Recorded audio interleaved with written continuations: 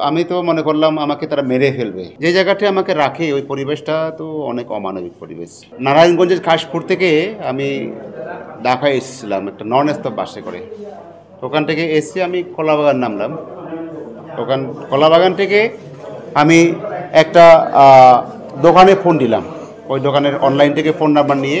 তো সে আমাকে বলল দোকানের মালিক, আ আপনি কল্যাণপুর চলে আসেন। আমার দোকান ওখানে।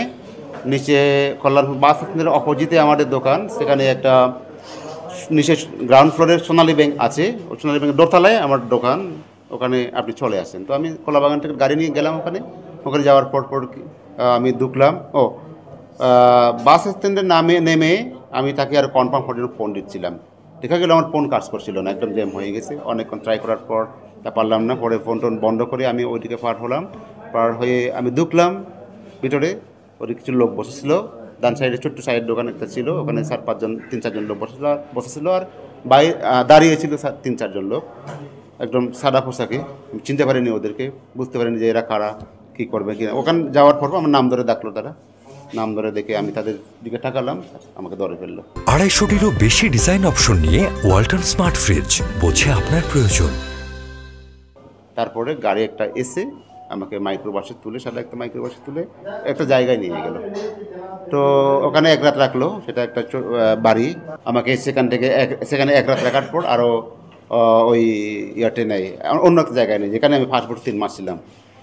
ওই জায়গাতে নিয়ে গিয়ে ওখানে আমার পাস করে ৩ মাস তারা আমাকে আটকে রেখে গত ৭ আগস্ট আমাকে মুক্তি দেয়। তারা মুক্তি বলে ছেড়ে দেয়। যে জায়গাটায় আমাকে রাখে ওই পরিবেশটা তো অনেক অমানবিক পরিবেশ। এটা আসলে মানুষের থাকার মতো জায়গা না। যেখানে আপনার সূর্যের আলো বাতাস পাওয়া যায় না, দুনিয়া থেকে বিচ্ছিন্ন, নো ইনফরমেশন, নো পত্রিকা বা কোনো যোগাযোগ বা কোনো দুনিয়ার থেকে একদম বিচ্ছিন্ন। আপনি দুনিয়া থেকেও নাই, এটা দুনিয়ার মধ্যে আরেকটা দুনিয়া। মানে দুনিয়ার মধ্যে আরেকটা দুনিয়া। ওই দুনিয়া থেকে আপনি কিছু পাবেন না। আপনাকে শুধু খাবার দেয়, তোর পানি দেয়, থাকার জায়গা আছে, কাপড়-চোপড় দেয়। ওখান থেকে নিজের কাপড়-চোপড় সব খুলে নিন, তাদের কাপড়-চোপড় দেয়। কারণটা ছিল সম্পূর্ণ একটা পলিটিক্যাল। বিশেষ করে সরকারের বিরোধিতার কারণ একটা ছিল। আর একটা ছিল আমাদের সেখানকার পার্বত্য চুক্তি বিরোধিতা করা, স্বায়ত্তশাসন দাবি করা, পূর্ণ স্বায়ত্তশাসন দাবি করা তো একটা অপরাধ বলে আমাকে তারা বলেছিল। একটা জায়গায় কিন্তু সেখানে অনেক কয়েকটা বেশ ভবন আলাদা আলাদা, সেখানে আছে তাদের জেল রাখার, বন্দি করে রাখার জায়গা আছে। ওখানে অনেকগুলো রুম আছে। তো বেশ কয়েকটা রুমে আমাকে তারা চেঞ্জ করে রাখে। পুরনো কিছু লোকজনকে চিনতাম যারা ইপিজেড এলাকায় থাকতো। তো ওখানে ডাইরেক্ট আমি ইপিজেড এলাকায় গেলাম। ওখানে গিয়ে এক পুরনো পরিচিত লোকজনকে আমি পেলাম। তার সাথে কথাবার্তা বলে আমার এক নিকট আত্মীয়ের কথা তাকে জিজ্ঞাসা করলাম। সে তাকে চিনত এবং তার নাম্বার তার হাতে ছিল। তার সাথে যোগাযোগ করার পর সে আমার কাছে আসলো। পরে এভাবে আমার বাড়ির সাথে কন্ট্যাক্টটা। খাবার-দাবার যা দিত তাও ঠিকমতো দিত না, কষ্ট দিত খাবার-দাবার নিয়েও। দেয় কিন্তু দেয় হচ্ছে এটা যাতে আমি না খেতে না পারি, যেটা খাওয়া না যায় এরকম খুব খাওয়ার অনুপযোগী খাদ্য। তো আমাকে ছেড়ে দেওয়ার ঠিক 10-15 মিনিট আগেই আমাকে বলে স্যার আমাকে ছেড়ে দেবে। ঠিক আছে? আমাকে বলে তুমি খাবার সকালে নাস্তা খেয়ে সেখানে বললাম না খাইনি। তারা ঠিক আছে বললো আমাকে, তুমি আজকে বাড়িতে গিয়ে লাঞ্চ করবে, আজকে তোমাকে ছেড়ে দেবো। আমি তাদের কথা বিশ্বাস করতে পারিনি। আমি তাদেরকে ননসেন্স মনে হলো। তারাও তো ক্রমাগত মিথ্যা কথা বলে তারা। তো আমি তো মনে করলাম আমাকে তারা মেরে ফেলবে ওখানে নিয়ে গিয়ে। একটা পত্রিকায় আমি দেখলাম আসার বাসে ওঠার পর দিনের ওই জায়গায় এসেও মানুষের কারোর কাছে শুনি নাই, দেশের অবস্থা বুঝতে পারি নাই। গাড়িতে উঠে দেখলাম পত্রিকায় এই নতুন সরকারের অপেক্ষায় দেশ এরকম। তো এটা আমি যতটুকু না খুশি হলাম মুক্তি ভেবে, তার সাথে আরও বেশি আমার একটার পর একটা বিপদ তো শেষ হচ্ছে না। ভয় আছে নেক্সট কী হবে, আমি সত্যিকারে মুক্ত কিনা, নাকি আরও আমার অন্য কিছু হয়ে যাবে সে ভয় তো অবশ্যই আছে। তার সাথে আছে আরও আমার টাকা পয়সার সমস্যা। এখন তো কোনো টাকা নেই, খেয়ে নেবে আমাকে এই জায়গা থেকে।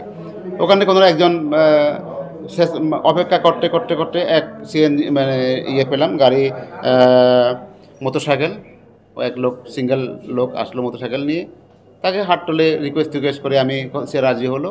আমি কোনো রকম আসলাম বারোয়ের হাতে এসে টাকা পয়সা নয় কী করবো, অনেকক্ষণ ঘোরাঘুরি করে কারো কাছ টাকা পাই কিনা পেলাম না। পরে দোকান থেকে হাত পাতলাম টাকা পাই কিনা, তারাও আমাকে দিল না, তারা ফিরিয়ে দিল। তারপরে বাসে উঠলাম, একটা বাসে উঠে রিকোয়েস্ট করলাম আমাকে একটু নিয়ে যান চট্টগ্রামে, আমার তো টাকা পয়সা নাই, দিতে পারবো না ভাই, একটু প্লিজ নিয়ে যান, আমার তো খুব বিপদে পড়ে আছি, বিপদ থেকে ফিরছি। সে আমার দিকে তাকিয়েছে, রাজি হলো। সে চট্টগ্রাম যে ড্রাইভার, তারপর পরে হেল্পার এসে আমাকে আরও বাস থেকে নামিয়ে দিতে চাচ্ছিল। পরে আমি আরও একটু তাকে বিনয়ের সাথে একটু আরও ইয়ে করলাম আমাকে নিয়ে যাওয়ার। তারপরে কথা বলতে বলতে আর একটা মহিলা আমাকে 100 টাকা দিতে চাচ্ছিল, মানে পাশে বসা ছিল ওই।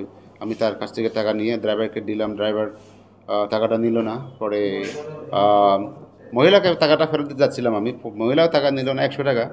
তাও আমার 100 টাকা তো অনেক টাকা, তাই না? আমার কাছে তখন আমার তো কোনো টাকা নাই। 100 টাকা ভাড়া, ওই ইয়ের থেকে বারোর হাট থেকে চট্টগ্রাম 100 টাকা ভাড়া। ওই টাকাটা আমি পরে মহিলাকে দিতে যাচ্ছিলাম, মহিলা টাকা না নিয়ে বলছিল, টাকাটা রাখেন, কাজে লাগবে, এরকম আমাকে বললো।